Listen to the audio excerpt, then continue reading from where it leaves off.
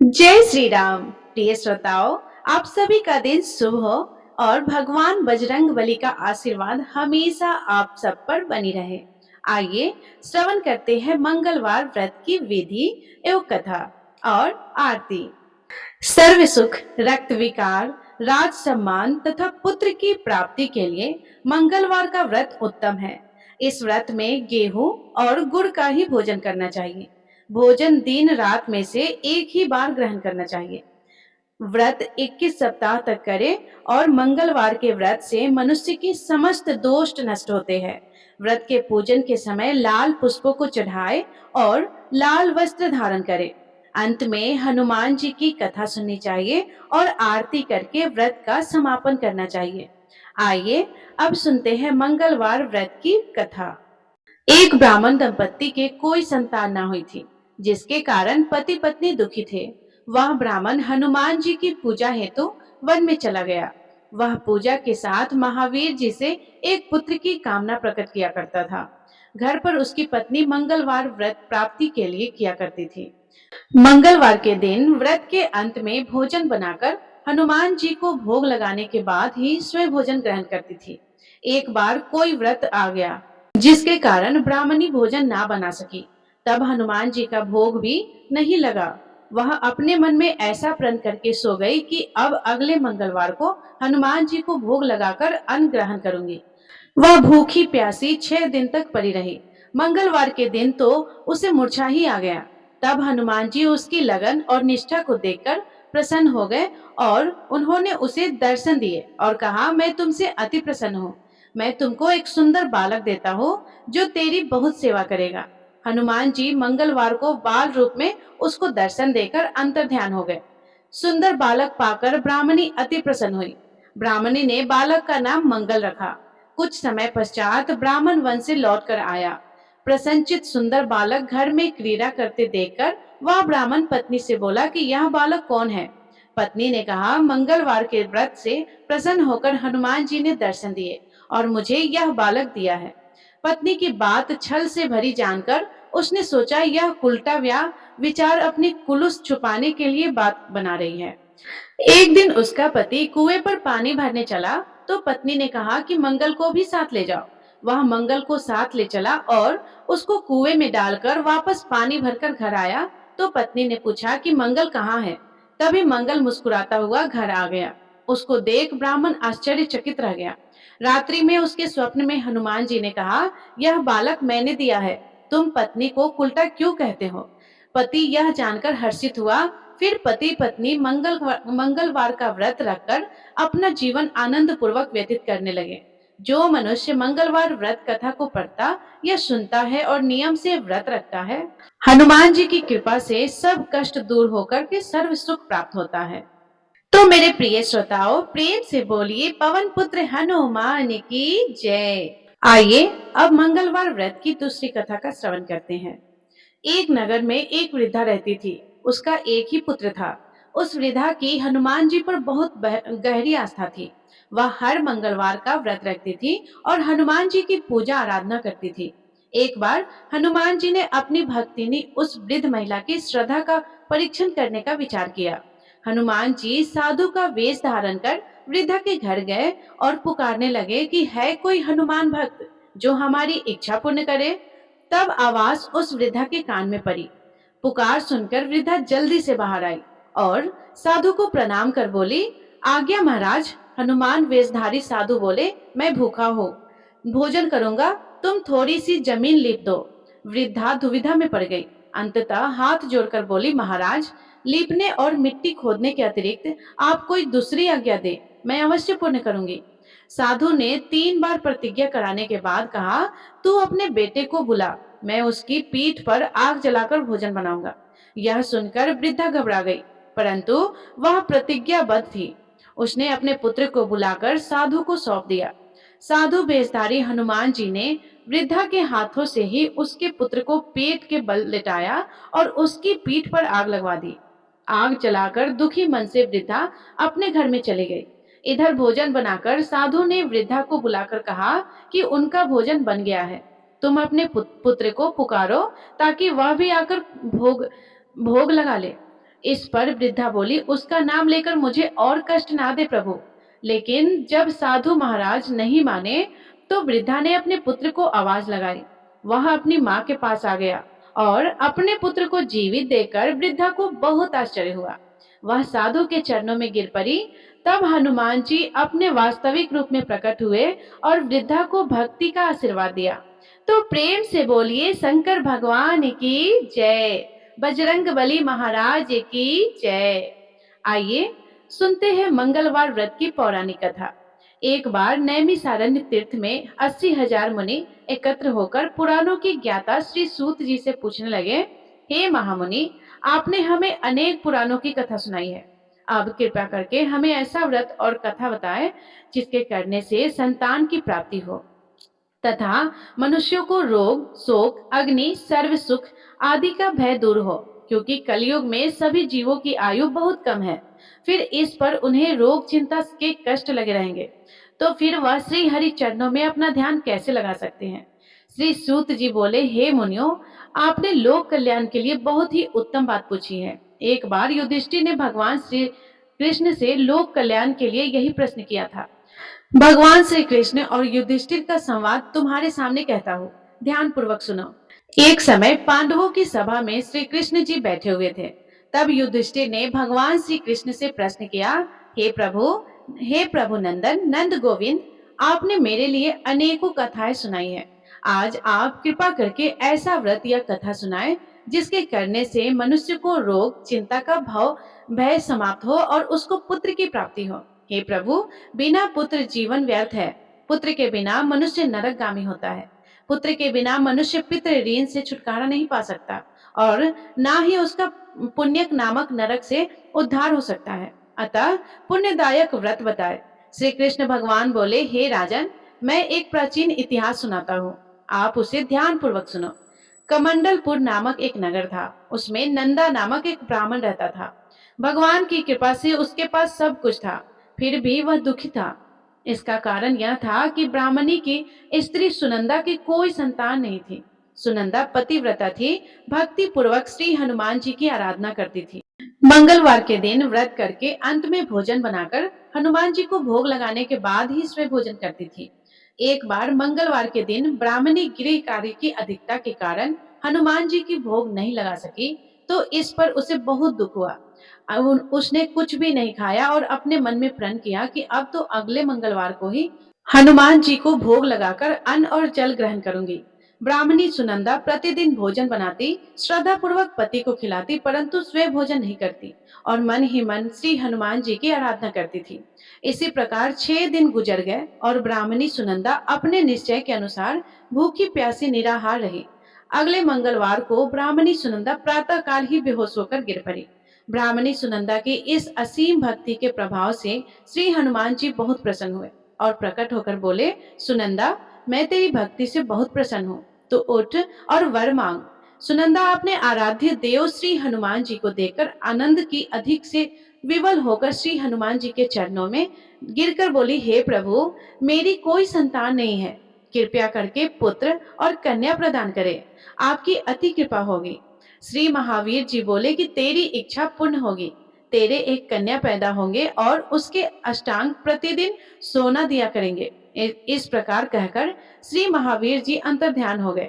ब्राह्मणी सुनंदा बहुत हर्षित हुई और समाचार अपने पति से कहा। ब्राह्मण देव कन्या का वरदान सुनकर कुछ दुखी हुए, परंतु सोने मिलने की बात सुनी तो बहुत प्रसन्न हुए। उन्होंने विचार किया कि ऐसी कन्या के साथ मेरी निर्धरता भी समाप्त हो जाएगी। श्री हनुमान जी की कृपा से वह ब्राह्मणी गर्भवती हुई और 10वें महीने में उसे बहुत ही सुंदर पुत्री प्राप्त हुई। यह बच्ची अपने पिता के घर में ठीक उसी तरह बढ़ने लगी जिस प्रकार शुक्ल पक्ष का चंद्रमा बढ़ता है। 10वें दिन ब्राह्मण ने उस बालिका का नामकरण संस्कार किया। उसने कुल पुरोहित ने उस बालिका का नाम रत्नावली रखा, क्योंकि यह कन्या सोना प्रदान करती थी। इस कन्या ने पूर्व जन्म में बड़े ही विधान से मंगल देव का व्रत किया था। रत्नावली का अष्टांग बहुत सा सोना देता था। उस सोने से नंदा ब्राह्मण बहुत ही धनवान हो गए। अब ब्राह्मणी सुनंदा भी बहुत अभिमान करने लगी थी। समय बीतता रहा। अब रत्नावली 10 वर्षों की हो चुकी थी। एक दिन जब नंदा ब्राह्मण प्रसन्नचित था। तब सुनंदा ने अपने पति से कहा, मेरी पुत्री रत्नावली विवाह के योग्य हो गई है, इसलिए आप कोई सुंदर और योग्य वर देखकर विवाह कर दें। यह सुनकर ब्राह्मण बोला, अभी तो रत्नावली बहुत छोटी है। तब ब्राह्मणी बोली कि शास्त्रों की आज्ञा है कि कन्या 8वें वर्ष में गौरी, 9 वर्ष में रोहिणी, 10 वर्ष में कन्या के पश्चात राजस्वाला हो जाती है। गौरी के दान से पाताल लोक की प्राप्ति होती है, रोहिणी के दान से बैकुंठ लोक की प्राप्ति होती है, कन्या के दान से इंद्रलोक में सुखों की प्राप्ति होती है। अगर हे पतिदेव रजस्वला का दान किया जाता है तो घोर नरक की प्राप्ति होती है। इस पर ब्राह्मण बोला, अभी तो रत्नावली मात्र 10 वर्ष की ही हो गई है और मैंने तो 16 साल की कन्याओं के विवाह कराए हैं, अभी जल्दी ही क्या है। तब ब्राह्मणी सुनंदा बोली कि आपको तो लोभ अधिक हो गया है। शास्त्रों में कहा गया है कि माता पिता और बड़ा भाई राजस्वाला कन्या को देखते हैं तो वह अवश्य ही नरकगामी होते हैं। तब ब्राह्मण बोला, अच्छी बात है, कल मैं अवश्य ही योग्य वर की तलाश में अपना दूत भेजूंगा। दूसरे दिन ब्राह्मण ने अपने दूत को बुलाया और आज्ञा दी कि जैसी सुंदर मेरी कन्या है वैसा ही वर उसके लिए तलाश करो। दूत अपने स्वामी की आज्ञा पाकर निकल पड़ा। पंप नगरी में उसने एक सुंदर लड़के को देखा। यह बालक एक ब्राह्मण परिवार का बहुत गुणवान पुत्र था। इसका नाम सोमेश्वर था। दूत ने इस सुंदर और गुणवान ब्राह्मण पुत्र के बारे में अपने स्वामी को पूर्ण विवरण दिया। ब्राह्मण नंदा को भी सोमेश्वर अच्छा लगा और फिर एक शुभ मुहूर्त में विधि पूर्वक कन्यादान करके ब्राह्मण संतुष्ट हुए। परंतु ब्राह्मण के मन में तो लोभ समाया हुआ था। उसने कन्यादान तो कर दिया पर बहुत ही खिन्न था। उसने विचार किया कि रत्नावली तो अब चली जाएगी और मुझे इससे जो सोना मिलता था अब वह मिलेगा नहीं। मेरे पास जो धन था कुछ तो इसके विवाह के खर्च में हो गए हैं और जो शेष बचा है वह भी कुछ दिनों के बाद समाप्त हो जाएगा। मैंने तो इसका विवाह करके बहुत बड़ी भूल कर दी है। अब कोई ऐसा उपाय हो कि रत्नावली मेरे घर में ही बनी रहे, अपनी ससुराल ना जाए। लोभ रूपी राक्षस ब्राह्मण के मस्तिष्क पर छाता जा रहा था। रात भर अपनी सैया पर बेचैनी की करवटें बदलते बदलते उसने एक बहुत ही क्रूर निर्णय लिया। उसने विचार किया कि जब रत्नावली को उसका पति सोमेश्वर अपने घर लिए जाएगा तो वह मार्ग में छिपकर सोमेश्वर का वध कर देगा और अपनी लड़की को अपने घर ले आएगा, जिससे नियमित रूप से उसे सोना भी मिल जाएगा और समाज में का कोई मनुष्य उसे दोष भी नहीं देगा। अब जब अगले दिन सुबह हुई तो नंदा और सुनंदा अपने अपनी जमाई तथा लड़की को बहुत सारा धन देकर विदा किया। सोमेश्वर अपनी पत्नी रत्नावली को लेकर ससुराल से अपने घर की तरफ चल दिया। ब्राह्मण नंदा महालोभ के वशीभूत होकर अपनी मति खो चुका था। पाप पुण्य का उसे विचार नहीं था। अपने भयानक और क्रूर निर्णय को कार्य रूप देने के लिए उसने अपने दूत को मार्ग में अपने जमाई का वध कराने के लिए भेज दिया, ताकि रत्नावली से प्राप्त होने वाला सोना उसे हमेशा मिलता रहे और वह कभी निर्धन ना हो। ब्राह्मण के दूत ने अपने स्वामी की आज्ञा का पालन करते हुए उसके जमाई सोमेश्वर का मार्ग में ही वध कर दिया। समाचार प्राप्त कर ब्राह्मण और नंदा मार्ग में पहुंचा और रोती हुई अपनी पुत्री रत्नावली से बोला, हे पुत्री, मार्ग में लुटेरे ने पति का वध कर दिया है। भगवान की इच्छा के आगे किसी का वश नहीं चलता। अब तू घर चल, वहां ही रहकर शेष जीवन व्यतीत करना। जो भाग्य में लिखा है वही होगा। अपने पति की अकाल मृत्यु से रत्नावली बहुत दुखी हुई। करूर क्रीदन और रुदन करती हुई अपने पिता से बोली, हे पिताजी, इस संसार में जिस स्त्री का पति नहीं है उसका जीना व्यर्थ है। मैं अपने पति के साथ ही अपने शरीर को जला दूंगी और सती होकर अपने इस जन्म को माता पिता के नाम को तथा सास ससुर के यश को सार्थक करूंगी। ब्राह्मण नंदा अपनी पुत्री रत्नावली के वचनों को सुनकर बहुत दुखी हुए। विचार करने लगा कि मैंने व्यर्थ ही जमाई वध का पाप अपने सिर ले लिया है। रत्नावली तो उसके पीछे अपने प्राण तक देने को तैयार है। मेरा तो दोनों तरफ से मदन हो गया। धन तो अब मिलेगा नहीं, जमाई वध के पाप का फल स्वरूप यम यातना भुगतनी पड़ेगी। यह सोचकर बहुत ही दुखी हुआ। सोमेश्वर की चिता बनाई गई। रत्नावली सती होने की इच्छा से अपने पति का सिर अपनी गोद में रखकर चिता में बैठ गई। जैसे ही सोमेश्वर की चिता को अग्नि लगाई गई वैसे ही प्रसन्न होकर मंगलदेव वहां प्रकट हुए और बोले, हे रत्नावली, मैं तेरी पति भक्ति से बहुत प्रसन्न हूँ, तू वर मांग। तब रत्नावली अपने पति का जीवन दान मांगा। मंगल देव बोले, रत्नावली तेरा पति अजर अमर है, यह महाविद्वान भी होगा और इसके अलावा तेरी जो इच्छा हो वह वर मांगो। तब रत्नावली बोली, हे हे ग्रहों के स्वामी, यदि आप मुझ पर प्रसन्न हैं तो मुझे यह वर दीजिए कि जो भी मनुष्य मंगलवार के दिन प्रातः काल लाल पुष्प लाल चंदन से पूजा करके आपका स्मरण करेगा, उसको रोग व्याधि नहीं होगी, स्वजनों से कभी वियोग नहीं होगा, सर्प अग्नि तथा शत्रुओं का भय नहीं होगा, और जो स्त्री मंगलवार का व्रत करेगी वह कभी विधवा नहीं होगी। मंगल देव ने तथास्तु कहकर अंतर ध्यान हो गए। सोमेश्वर मंगल देव की कृपा से जीवित हो गया और रत्नावली अपने पति को पुनः प्राप्त कर बहुत प्रसन्न हुई और मंगल देव का व्रत प्रत्येक मंगलवार को करके व्रतराज और मंगल देव की कृपा से इस लोक में सुख ऐश्वर्य को भोगते हुए अंत में अपने पति के साथ स्वर्ग लोक में गए। सभी प्रेम से बोलिए, पवन पुत्र हनुमान की जय, बजरंग बली महाराज की जय। प्रिय श्रोताओ, आइए अब श्रवण करते हैं मंगलवार व्रत की आरती। आरती की जय हनुमान लला की, दुष्ट दल ने रघुनाथ कला की। आरती की जय हनुमान लला की, जाके बल से गिरिवर कापे, रोग दोष जाके निकट न झाके। अंजनी पुत्र महाबलदाई, संतन के प्रभु सदा सहाय। आरती की जय हनुमान लला की, देवी रघुनाथ पठाए, लंका जारी सिया सुधिलाए। लंका सुकोट समुद्र सिखाई, जाते पवन सुत बार न लाई। आरती की जय हनुमान लला की, लंका जारी असुर संहारे, सिया राम जी के कांजे सवारे। लक्ष्मण मूर्छित परे सकारे, आनी संजीवन प्राण उबारे। आरती की जय हनुमान लला की, बैठी पताल तोरी जमकारे, अहि रावण की भुजा उखारे। बाई भुजा सुर दल मारे, दाहिने भुजा संत जन तारे। आरती की जय हनुमान लला की, सुर नर मुनि जन आरती उतारे। जय जय जय हनुमान उचारे, कंचन थाल कपूर लो छाई। आरती करते अंजनी माई, आरती की जय हनुमान लला की। जो हनुमान जी की आरती गावे, बैसी बैकुंठ परम पद पावे। लंके विध्वंस किए रघुराई, तुलसीदास स्वामी कीरत गाई।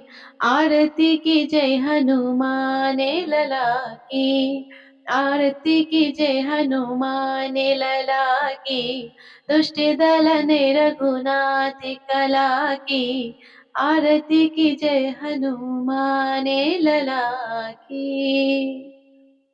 सभी प्रेम से बोलिए, पवन पुत्र हनुमान की जय, सियापति रामचंद्र की जय, बजरंग बली महाराज की जय, शंकर भगवान की जय। तो प्रिय श्रोताओं, जो भी व्यक्ति हनुमान जी का व्रत मंगलवार का व्रत करता है, उसके जीवन के सारे दुख संकट दूर हो जाते हैं। तो प्रिय श्रोताओ, ये थी मंगलवार व्रत की संपूर्ण कथा आरती। आपको ये कथा कैसी लगी कमेंट बॉक्स में जरूर बताइएगा। जय श्री राम लिखकर जरूर बताइएगा और लाइक जरूर कीजिएगा और अपने दोस्तों के साथ शेयर भी कर लीजिएगा। और यदि आप हमारे चैनल पे नए हैं तो चैनल को सब्सक्राइब भी कर लीजिएगा और बेल आइकन बटन को प्रेस कर लीजिएगा, क्योंकि हम हमेशा डेली आप लोगों के लिए हर व्रत की कथा को अपलोड करते हैं। जिससे आपके पास नोटिफिकेशन सबसे पहले जाएगा। धन्यवाद। राधे राधे। जय श्री कृष्णा। जय श्री राम।